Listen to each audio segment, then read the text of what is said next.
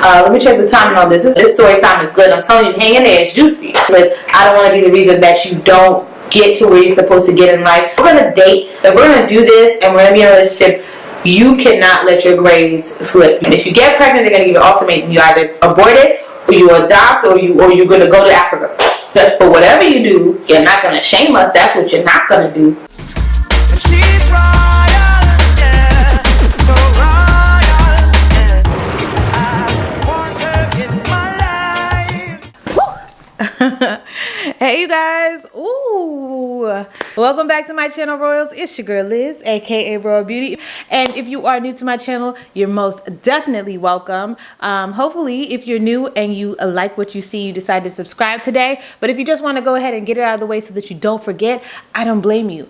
So make sure you do that. If you're one of my loyal Royal subscribers, welcome back to the realm. We're here today with a new video, something I haven't done on my channel yet. I've been trying to do for months. Is a story time. Actually, I've been trying to do this for about a good couple of years now. I've not done a story time on my channel, and I have stories, y'all. I've got tea on my life. My life is an open book now, because I'm going to tell you guys all of the craziness that's gone on in the past couple of years of my life. Hopefully we can get the focus situation though. Let's get the focus situation. But we're back. We're in focus, and let's talk about what we're talking about. So I got my cute little M&M cup with my tea in here. So this is a story that has actually shaped my life. Yeah, it's shaped a great deal of my life. So this is a big story, you guys, and I'm ready to talk about it mostly because of the fact that, you know, I feel like this is gonna be a jolt on my channel. I love hair, I love makeup, I love it all, I love the beauty world of it all, but I do feel like I have a greater calling, and I feel like this story is going to be part of that and what I'm supposed to be doing. So stay tuned. Hopefully you like this story. It is my life. It is true. The title is not too far-fetched, but of course, like all of these story time titles, there's going to be a little twist. I'm an African child. If you haven't guessed it already, I am Sierra Leonean. I was born here, so I don't have the accent, but I can't speak Creole, so let's talk. Being an African child, there's a lot of do's and don'ts. Actually, there's more do's than there are, no, there's more don'ts than there are do's. And growing up, you're not really encouraged to have any type of male friends, any boyfriends, anything of that nature. And what most people don't know is that I did grow up knowing my husband, my now husband. I grew up around him. Our families were very close. So we've been around each other since we were kids. I always had a crush on my husband, but it wasn't like he liked me back. He really could not stand me. He could not stand me at all.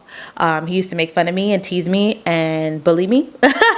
But I still liked him. I still had a big, huge crush on him since I was a kid. So naturally, with parents who do not want you around boys like that, you are a girl and they're trying to watch you and protect you and make sure that you're good. They always have the good intentions. They try to keep me away from him as much as possible, or not keep me away from him because he was at all of my little birthday parties, but more so keep me away from being alone with him because they knew the potential of, you know, little curious kids. But that's how stuff kind of started out with me and Sam's relationship. Very, very, very, like, you know, innocent.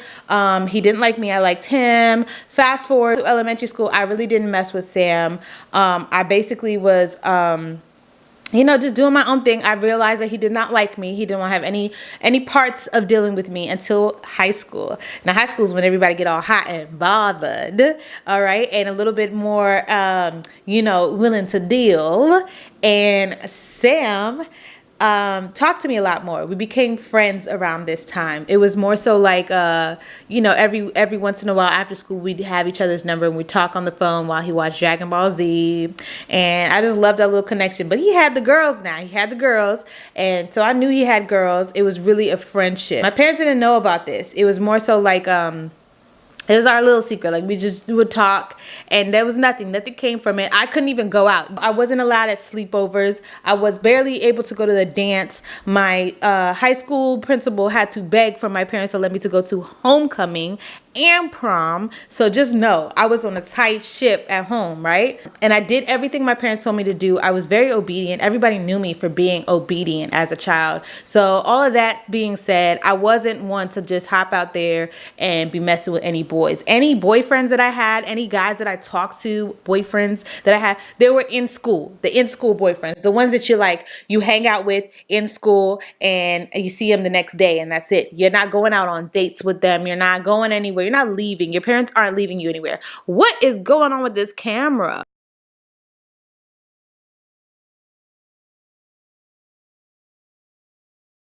So what I was saying was, before this started acting a little funny, was that we had the in-school boyfriends. You all know the in-school boyfriends. The in-school boyfriends are the ones that you don't go on any dates and you see them in school, and that's about it. Like, you're not going to be going out on dates with them and hanging out. Unless your parents would like chill like that, which mine were.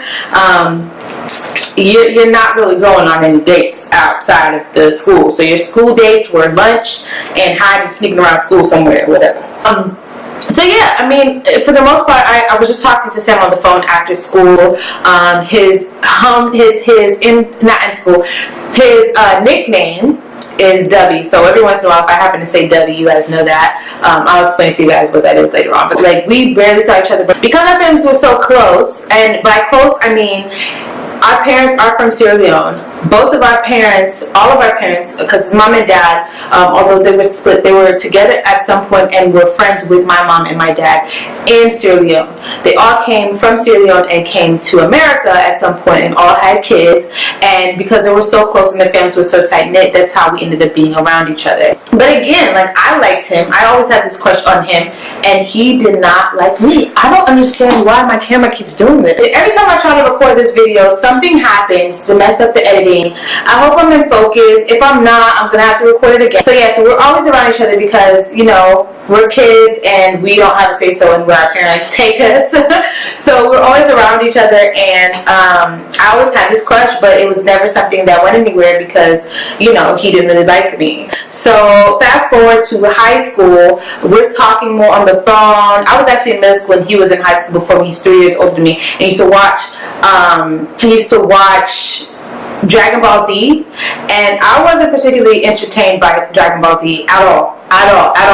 But you know, girls like a boy, you start playing around acting like you interested. So I basically would watch it with him because he liked it, and because I liked talking to him. We'd be on the phone for hours after school. It was like our ritual thing. But I knew he had girls. Like, I knew he had girls on the side. I knew he had girls that he talked to. I knew he was the man because he had a car or whatever, and he had dreads, and he was just I knew he's that sly guy that acts or thinks that girls don't like him, but he knows girls like him. He knows. And he had that cool play where he don't come at you like, hey girl, I'm trying to talk to you, what's up? He doesn't do that. He just give you that look. To this day, I think women get around him and they think that he's giving that look, but he couldn't help it. He is very, not nervous, but he has this thing, and it's rubbed off on me where you're having a conversation with somebody, but you don't like looking them straight in the eye, so you kind of look away, or you look down and up, down and up, down and up. And him doing that, still to this day, I'm telling you, waitresses, little women that come to, they think he's giving the look. He's not giving the look. He just doesn't like looking people straight in the eye. Okay? It's a real thing. I feel like I just explained that for no damn reason, but just know, okay, in case you were wondering.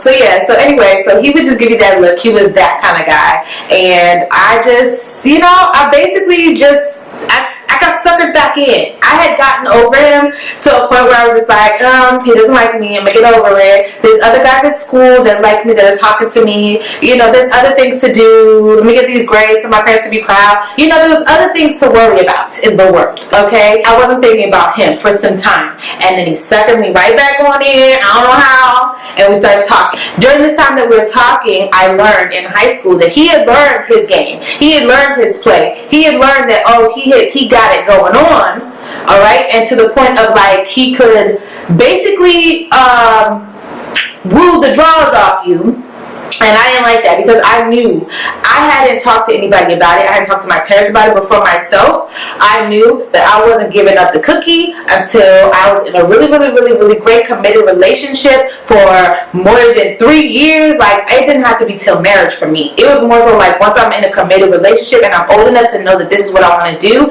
that's when I'm going to do that. Nobody's getting my goodies until Liz says she's ready.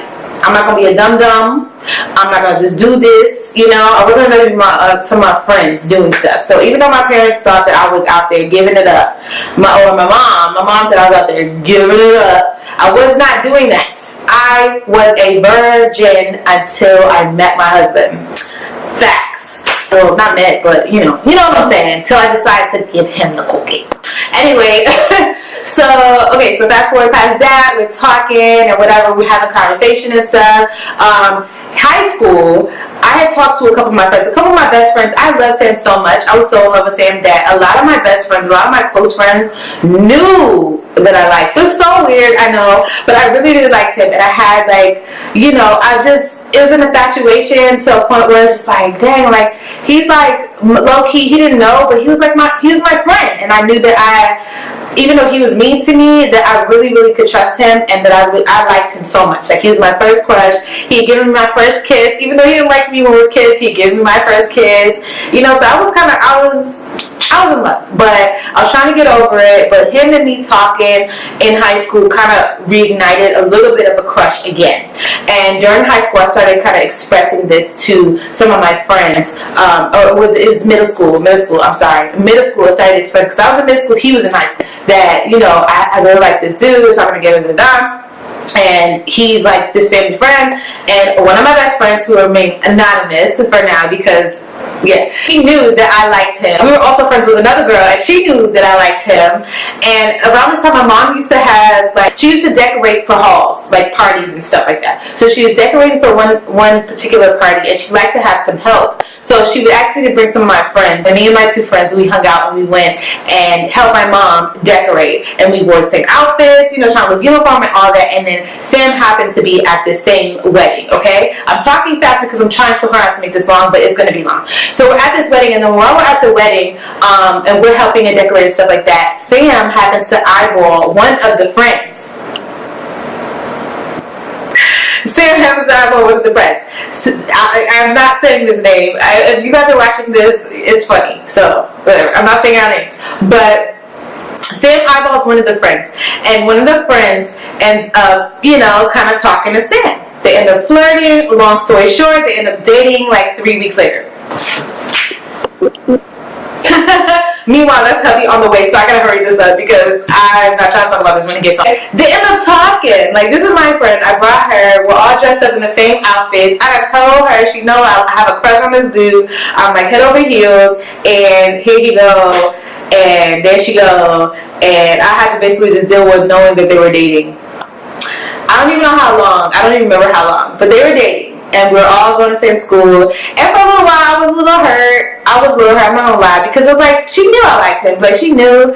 And I think she kind of was just you know what? Well, he don't like you. And he don't like you. And he likes me. So, get over it. So I basically got over it. After that happened, I was done. I was just he's a player. I want no parts of him. I'm not messing with him. Done. Whatever. Fine. Okay. You don't like me. Cool. I ain't dating my friend. Bye. I was just not having no part of him no more. I was done after that. I was embarrassed. I was hurt. I was just ugh. Fine. Disgusted. I'm not about to date you after that. What the hell? So I basically stopped talking to him after that. I was so mad. And fast forward to high school, because this is middle school. Fast forward to high school. I guess they done broke up, whatever. I stopped talking to him, really. But then it was sometime between 9th and 10th grade, I believe. Again, another one of my mom's events. She had an event at the house. And then Sam ends up coming to the house to help with something. I always somebody come to help with my own these events. Anyway, so he comes to the house to help with something. Around this time, his dreads were really getting long. Well, I don't even think he had the dreads yet. It was plaits. He was getting these plaits. So he was getting people braid, comb out his hair, and I was doing hair now. So I was feeling myself. I was like, you know what? Whenever you want me to comb your hair, boo, I got you. So he came over one time for me to braid his hair, and I was all feeling extra, like, Mario, braid my hair, go on and braid my hair, back in my hood, getting it. I was loving that song because I felt like, you know, in his mind he was thinking it when he wasn't red. That was like around, I guess I was in 10th grade, and he was going on and graduating, if not had already graduated from high school. And I basically just fell for him again. Like, I fell back in that trap. It kept going on with this back and forth, right? Years passed. I would get over him, and then years would go, and it'd just be like, he'll reel me back in. Like, we'll just have an encounter, and it'd be like that. Ended up hanging out again, talking. After braiding his hair, it was kind of like a lot of flirtation going on, and we started talking again. We started being on the phone with each other a lot more, and again, I knew there was girls that he probably was talking to, but at the moment, I felt like it was just me. I mean, I ain't got no life outside of school and coming home and cleaning and taking care of my brothers. That's all I knew. I wasn't going nowhere. I wasn't doing anything, so this was my little fantasy, talking to somebody that I had a huge, long-time crush on. It led to us trying to play around and try to, like, meet up. So this one time, I actually snuck. My parents did not know this. I actually snuck. There was a wedding. There was some huge event where all the adults left the house. And when they left the house, I invited Sam over with his best friend, and Sam's cousin was there. She dated Sam's best friend. So we were all at the house, and then we just invited them to come over and really just chill. Like, we weren't planning to do nothing. We just wanted to chill and hang out. My little brother was there at the time. He was snitch central, but we did hang out. We didn't do anything. I knew, like I said, I was never going to give up the cookie until I was in a committed relationship for some years, trusted this person, and felt like this was a situation that I wanted for myself, because I wasn't about to be dumb and get caught up. That's all I knew. All I knew in my mind was, if once you give up the cookie, your brain is fucked up. Excuse my language. Your brain is messed up, and you're going to be stuck in a situation, and this guy may not really want to be with you. And I had learned my lessons over the past years that with him, he could do some things, like he would mess with my head because he knew I liked him, and then just go on and just mess with the next girl that was going to give him the cookie, and I just did not like that. So I had that in the back of my head that I was not going to give him nothing until I knew for sure that we were in some type of situation. It was another breakthrough moment. Was we did start messing around or whatever, and it seemed like to him he was really trying to see, like, what's up? Like, we've been talking, you know, what's up? Because he knew he could get the cookie from other girls, and it just didn't go down that way. And it seemed like after I didn't really give in, that he was turned off, and I was turned off too. So we just stopped talking. I basically was like, all right, now I'm really over you. I'm grown now, even though I was only like 16, 17, but I'm grown now. I really don't have time for this mess, and I'm really not, you know, fine. Like, you just all you want? Okay, bye. Fine. Because I was like, oh, that's such a turn off. Like, such a turn off. Like, I thought we was cool. Like, all the sweet, like, the way we talked was such a vibe. Like, we were really, really cool. And we were really becoming, like, friends. So I was hurt. And that seemed like that's all he wanted. Fast forward to college. Now, it's a lot of fast forwarding because I'm trying to make this short, but this is a really long story. Fast forward to when graduation was coming, and I was so excited because I had done everything in my power to make sure that I was doing everything my parents wanted me to do. I was obedient. Like I said, I never went anywhere. I didn't get to go out to events like that because my parents were really strict, and so a lot of going out was very, very, like, hard. Sheltered. I was very, very sheltered. Deciding that I was going to go through this, do what I had to do, make my parents proud, get the good grades. Even if they were mediocre at the time, I was trying to get them up so they could know that I'm going to do the best I can to get into a university, pop off, and then they're going to let me do me. They're going to trust me so much because I showed them that I could do this. I'm going to get great grades, and I've showed them that I can do this, right? I got to university. I got to Morgan State University. They had a big party for me, and when they had this party for me, Sam came. I didn't expect him to come. I don't even remember inviting him. He came. Mind you, Sam is Americanized African. 2 levels of African Americans, you know, like Sierra Leonean. I'm Sierra Leonean, and my parents are Sierra Leonean, so I rep Sierra Leone. Sam reps Sierra Leone too, but we're both born here, so there's levels for Sierra Leoneans that were born here. You either have accepted and adopted the culture to the point that you are now, like, you go by the book of the culture, or you're like Americanized, so where you're like, look, I'm Sierra Leonean, I'll rep Sierra Leone, but I was born here, and this is how we do it out here. Like, so I don't know nothing about the culture that deep that I'm gonna do stuff like that. So we're too different in that scenario. So I'm saying that to say he wasn't at a lot of the cultural events. Like, he didn't know just to pop up. He was a grown man at this point. He had jobs. He had his own car. He didn't have to go to any events that he didn't want to go to just because his dad said he had to go. So when he came to my graduation, I felt like he's grown. Like, okay, to support me. Baby. Okay, we can be friends again. Dumb. I'm so dumb. I'm so dumb. But we ended up talking again. He came to my graduation. He supported me. I go to college. I'm trying to fast forward, y'all. I'm trying. During the summer, they had a program, so I stayed there for that. And during that time, I was talking to Sam a lot. We were talking, we weren't hanging out yet, but we were talking. He was very proud of me for getting to college. He was going to community college, but we were talking, and it was just like, it's my friend again. I was dating. I had a whole nother situation. We were friends, and he was dating too. He had a girlfriend, and so I don't know. Stuff just got crazy out of whack with either of the two people that we were dating at the time. And then before you knew it, we were like really just really cool. He was doing this thing where he was college hopping, going to different colleges, checking out the different campuses because he was at community college, so it was kind of fun to get the experience. It's kind of like homecoming. You go to your friends' homecomings or whatever. It was, he went to his other friends' colleges like Georgetown and whatever, check them out. And since I'm at Morgan, it's a HBCU, he was like, well, let me come through there and, see what's going on over there. And he was not, to my knowledge, really messing with who he was messing with at the time. He was single. He was kind of just doing his thing. And to my knowledge. So we were so much friends. Get this, y'all. We were so much friends that I was ready to hook him up with my bestie at the time that I had made on campus. I wanted to introduce them because I felt like, you know what, she loves the dreads and everything like that. He's chocolate, he's cute. I know she like light-skinned dudes, but he's really chocolate, he's cute, and he's got like charm. He's got his own car, he's got a job, he's responsible. Like, he's not really a heartbreaker like that, so I think this would be a good fit. So I was gonna come up with my best. This is how much I had accepted that we are friends. We're not gonna go there.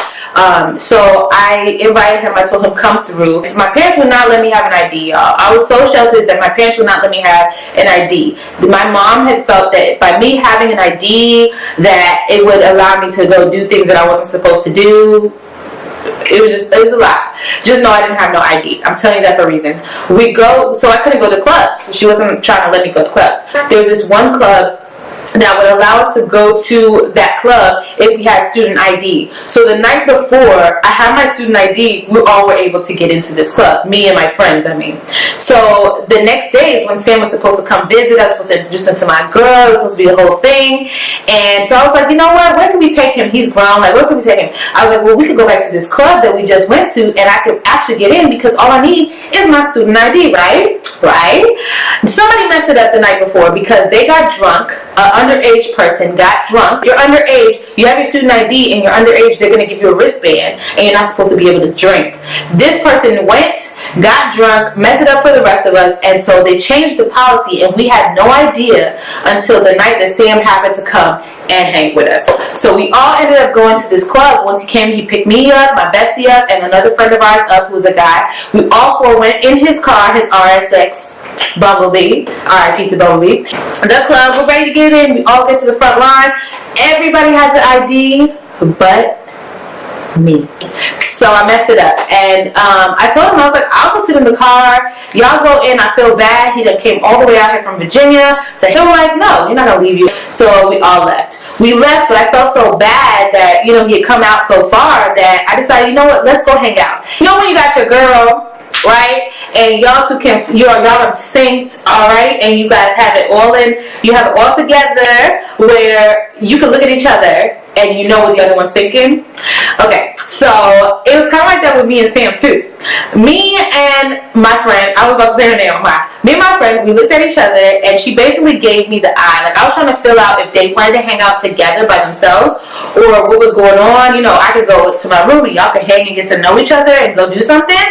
And I had checked her language, the way she was looking, and she was basically like, oh, she was ready to go home. Code for her, he's cute, but he's not my type, girl. I'm good. And I got the same vibe from Sam. Like, this is awkward. Like, so what do we do now? So we dropped off my friends, my two friends, and I was like, well, let's go get something to eat. Me and you could go hang. Me and him went to hang, and the rest is history. And we basically, that evening, started up everything. It started up the whole thing back again. My feelings came back. Whoever I was dating, I remember them. Like, it just, everything changed. We got so close, and we were inseparable from that day on. In fact, things started getting so strong that when I did find out that he still even was talking to his ex, that I needed him to like confirm that, you know, what was happening. I actually asked him to leave me alone. Like, I actually told him to leave me alone, and I was not feeling the fact that there was even the situation, because I had my situation, but my situation wasn't so much a situation. Once I realized that I probably want this situation, but I really, really need you to confirm what the situation is, so then I can make it, you know, a less crazy situation. But when I knew that there was even, the girl was even somewhere around, I did ask him to confirm what was it going on, or to just leave me alone. Like, just leave me alone. And he told me he couldn't. He said he couldn't leave me alone, so we're just gonna leave that there. But it was really cute. And he told me he couldn't leave me alone. So we went from there and started talking. And the one and only thing, he was like, if we're gonna do this and we're gonna start dating though, we gotta both be in cahoots that you are not gonna let your grades slip. Your parents will kill us. Like, your parents will be so disappointed, and you've gotten so far, I'm so proud of you, you've gotten here. You cannot let your grades slip. You can't be that. Like, you can't give everybody what they want. I don't want that for you. I don't want to be the reason that your grades slip. I don't want to be the reason that you don't get to where you're supposed to get in life. So that's the only thing. If we're going to date, if we're going to do this, and we're going to be in a relationship, you cannot let your grades slip. You have to kill it. And y'all, when he said that to me, everything changed. I knew I had a whole nother mature guy. This wasn't the guy that was just trying to hit him and quit it. This guy had not got anything from me, you know, nothing, and he genuinely wanted me to win. And I, to this day, you know, I'm forever grateful. I forever feel blessed by that. So the reason that the video is titled the way that it is because things got crazy. Things got crazy real fast. Being an African child, like I said, you're always given an ultimatum. When you get into a gym, when something happens and you've done something bad, they're going to give you an ultimatum. If you get pregnant, they're going to give you an ultimatum. You either abort it, or you adopt, or you're going to go to Africa. When you do this, you're going to do this, but whatever you do, you're not going to shame us. That's what you're not going to do. It's crazy because of the fact that I was given that ultimatum way sooner than I thought I would ever be given that kind of ultimatum. And us dating became a whole spectacle. It became a big thing. I kept it to myself for so long because the whole plan was for us to start just continue doing what we're doing, keep it on a hush. The only people knew that I was dating, because Sam he started coming to my school regularly. He knew all of my friends that I was hanging out with. He would come and he would buy us all pizza, he'd buy us all food. If he came to hang out with me, he wasn't just taking care of me, he made sure everybody was good around me. He would take me on dates. My first ever date in life, he took me on my first date. He delivered pizza, so we used to deliver pizzas. It was fun. It was a really fun, fresh, new relationship, and I loved it. I was having a great time, and I knew that it wasn't a bad situation for me. I was genuinely loved by Sam, and he didn't want anything necessarily from me because he could get it wherever he wanted. But yeah, I just knew that this was something that I just did not want to give up on. I really, really genuinely cared about him, and he seemed to genuinely care about me as well. So I I was stuck in love. So my whole mission became that whenever we hung out, he would never let me just come out without my books. My books had to come with me so that if anything, I would still be able to study, do my work, get my work done. I'm not going to miss out on this and miss out on that. Like, it was crazy. But let's be realistic, y'all. This was my first year in college, my first semester in college, first quarter. Like, everything was a first for me. So everything was new and fresh and trying to get used to all of this. So naturally, a lot of people had that first little situation, and I did, and it wasn't because of Sam. It was just basically me, and just, it was different too, like being sheltered and then moving out and then being in a situation where you can now do whatever you want. It was different. Well, not do whatever you want, but it was a little bit different. My parents didn't make it easy though. They were definitely on me. I had to go home every freaking weekend, so I was not allowed to party. So I mean, there's not much that you can say was the reason, him being the reason, or school, or me being out doing whatever I wanted to do. It was literally just, college is different, it's new, because they would pick me up every Friday. They drove me nuts with that, because I was like, dang, why are you gonna stay on campus if you're just gonna come Friday afternoon after my last class and pick me up? It's crazy, but they did. So they would pick me up, and then I would have to go home, and they were basically keeping me from staying at any activities until I had to go to school. So they would drop me back off Sunday evening back at school, and when they did that, you know, it just made me a little bit more like frustrated, because I was like, dang, I've done all this to make sure that you guys are proud of me. I didn't get pregnant all through high school. I didn't drink, I didn't smoke, I didn't do anything that you guys didn't want me to do. I was terrified to do those things, wanted you to be proud, and now here I am at school hoping that now you would trust me, and they would not give me that right away. So I was a little bit frustrated, I'm not gonna lie. And even though our parents mean well for us, sometimes they don't really want to let go, so that you can now show them that everything that you've done hasn't gone in vain. Like, I listened, and this is what is happening, and I'm going to show you and prove to you now that I can do this. African parents don't really see that. It's hard, man. So all of my friends at school knew that this was a secret, and one of my friends in particular that was supposed to be my best friend was very cool with my parents. She had become very close with my mom, but she ended up snitching, telling my mom that I was hanging out with a guy named Sam. My parents, however, remember I told you in the beginning that Sam's kid name, or around the family name, was Dubby. My mom didn't know Sam as Sam. She knew him as Dubby. So when this girl told my mom that, yeah, she's been hanging out with this guy, his name is his name is Sam, and she thought it was somebody new from school that I had met. Just lost it. Told my dad and my mom, like, all of them just mad, they angry. This friend that I thought was my friend is telling them everything. Even told them that I lost my virginity, which I did around that time, to Sam, and that he got my head wide open. I messed up longer, but let's just say African parents being African parents they lost it.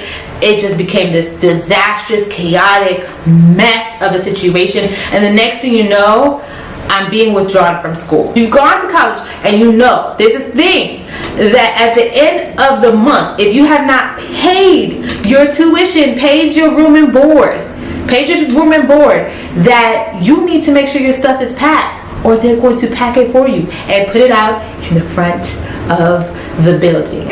So everybody knew this was a thing. We've seen it done. We saw it done. Okay? And this is everybody's biggest fear. You want to make sure your parents got you good and that everything will be good. They could not convince me to stop dating Sam. In their minds, they thought that this was going downhill. I wasn't listening. I done lost my mind. I'm on drugs. It was a whole dramatic scenario. And if you have African parents, you already know how exaggerated the situation can get before anybody even takes the time to listen to you, to get your take on it, to get your opinion on it, to really give you a chance to be grown and be honest and be vulnerable and be true and be real. In my parents' defense, I know they always wanted to defend and protect me, want me to do well, want me to, you know, they want the best. But oh my gosh, I just wish they would have listened for like 2 seconds. Like, give me a chance to prove to you, like, this is my life, you know? They know better.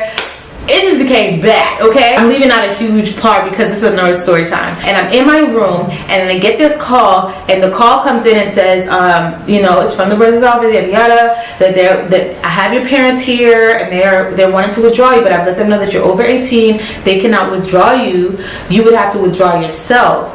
And I was like, yeah, I don't want to withdraw, because I knew that, right? And I was like, yeah, I know my right. I don't want to withdraw. I'm fine. I'm going to be here, right? Well, who pays your tuition and room and board right now? And my parents do. And she said, do you have a job? And I said, no, because my parents didn't let me get one, and I didn't have an ID to be able to get one. I have any of my paperwork to get one. Like, I wasn't even in a position to get a job. You know what happens at the end of the month if you're not able to pay your room and board, right? And I was like, yeah, I know. She's like, okay, so I don't know what's going on. I've talked to them. I've tried to reason with them, but I do advise you, if you know you don't have any other way to pay your room and board, and your parents are saying they're not paying for you anymore, I would advise you to just go ahead with them and then come back and figure out what's going, after you figure out what's going on. And I was like, are you serious? Like, I'm getting ready to be withdrawn from school. Wow, like, so yeah, I didn't drop out. I was withdrawn. I was withdrawn because they thought I had lost my shit. I was withdrawn because they thought that I was on drugs. They thought that I was losing it, that I was going to embarrass them. I was withdrawn from school. I did not drop out. But I swear to you, everybody, the whole Sierra Leonean community thinks I did. The whole Sierra Leonean community thinks that I fucked up my grades or I dropped out of school for a man. And like I said, in their defense, parents think they know everything, because they've been through stuff, and in their defense, there have been certain men that will manipulate women and mess them up, and then stuff happens. But it's so unfortunate that my situation was not that situation, and that my husband, my now husband and father of 2 kids, the guy I've been with for 12 years, genuinely didn't mean any harm. And who knows what could have happened from me being in Morgan State, but I truly believe that it wasn't meant to be, and that what I'm doing now is what I'm meant to be doing, because I'm happy. But yikes, to have that. And I never cleared it up for anybody. That's why this is a huge story, and I wanted to make sure it was done right. I never cleared that up for anybody. Nobody ever knew that story. Not a lot of people know that real, true story about what happened. But there it is in a nutshell, and honestly, truly, this story is going to lead to many other story times, because my life is crazy. Like, it's going to lead to more story times. I'll tell you, the next story time is going to be just as entertaining. I'm going to try to keep them short if you guys want them to be, but honestly, there was no way to shorten that video up. I barely even am going to be able to cut this, because I just want to keep it real. But I love you guys so much, and if you enjoyed this story time and you want me to do more, please let me know. If you have a story similar to this, or you've been through something similar to this, or you just have a question, or you feel this, or you think it's funny, or whatever, just comment down below. Give me lots of love and encouragement, because I honestly, this is a really hard story for me to tell, because I didn't want people to think that I'm telling on my parents, but this is my story to tell, honestly, and I need to clear it up for me, because there's so many aunts and uncles out there right now that are blaming me, feeling like, oh, you are fit, like just a whole rack of mess, like I'm some disrespectful kid, and that's not the case. And I'm happy. I'm in a really, really happy, great place right now. My husband is amazing, and I just want that to be, I want that to be said. Shout out to my amazing parents, who I love very dearly. They just did not know. And I honestly, now that I'm a parent and I don't know what I would do. Like, I know I would try to make sure Kyla is level-headed and smart, but one thing that I will do is always give her a chance, because I feel like it hurt more not getting the chance to really prove myself more than anything. I was basically robbed of the chance to prove myself. So I would never rob her of that, and that's, it is what it is. You never know, but I know my parents meant well, so I definitely want to say that. I love you guys, and if you enjoyed the story time, like I said, make sure you give it a thumbs up, comment down below, and don't forget to subscribe and hit that notification bell one time for me. I love you guys so much, and thanks for hearing my story. I love you, and I'll see you guys in the next video. Stay